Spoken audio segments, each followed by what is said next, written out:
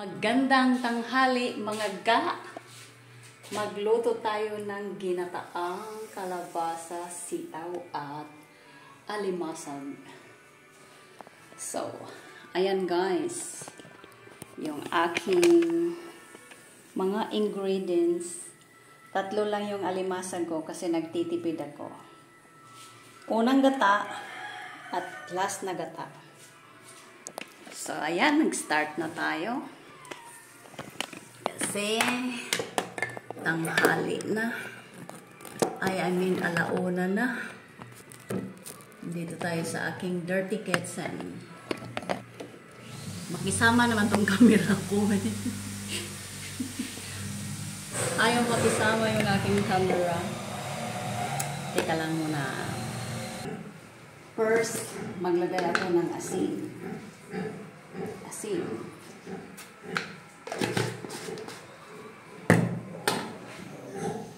Tapos yung ating panakot, ating mga lamas.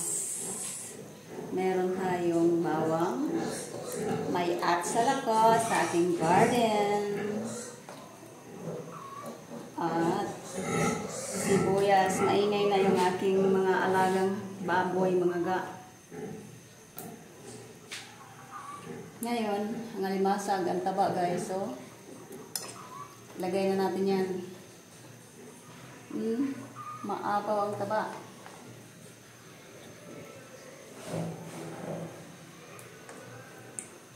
Mahal ang kilo nito guys, kaya tipid-tipid lang muna.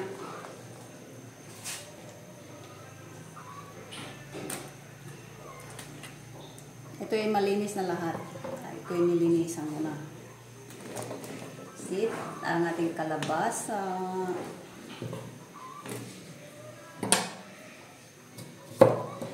Mainay na yung baboy sa kapitbahay guys. So, yan na muna at ating tatakpan. Ang ating panakip. Kumulo na guys. Kumulo na. Neng!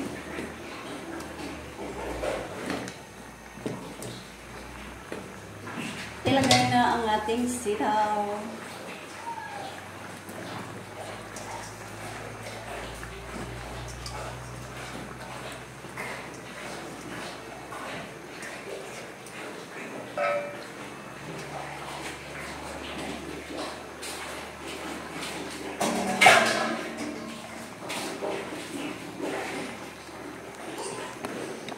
Hindi niyo makita guys ang aking niluluto. Ayan po.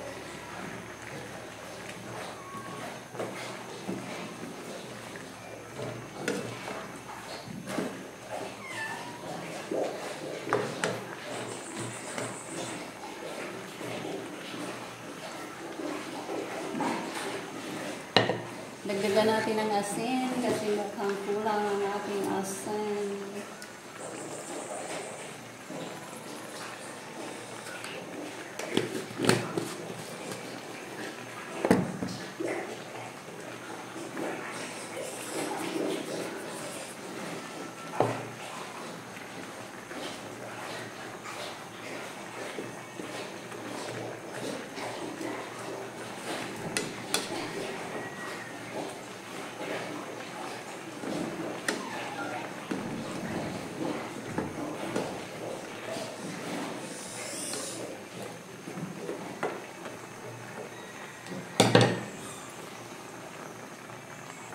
Ilagay na natin ang ating last na gata. O unang gata pala.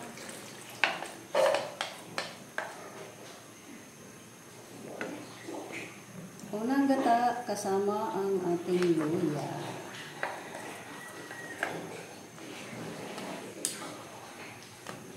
Kain na lang natin yung kumulo.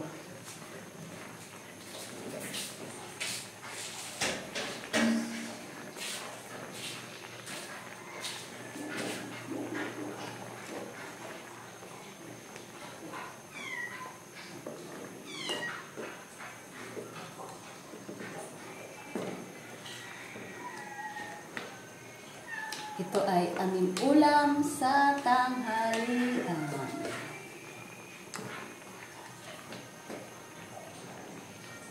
Hindi ko na siya takpan. Kasi para hindi mag-brown.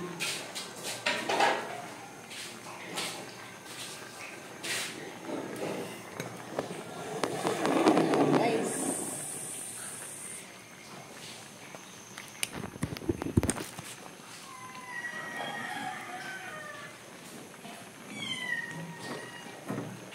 Tulo-tulo lang. Neng!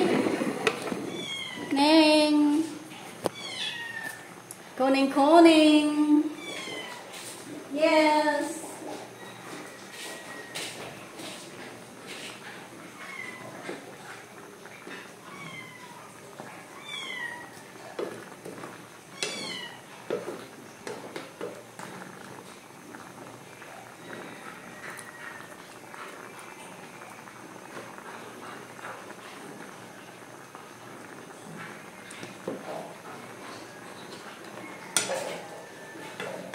Ay! Yan na guys, luto na. Thank you for watching guys. Please watch my next video. Bye-bye. God bless.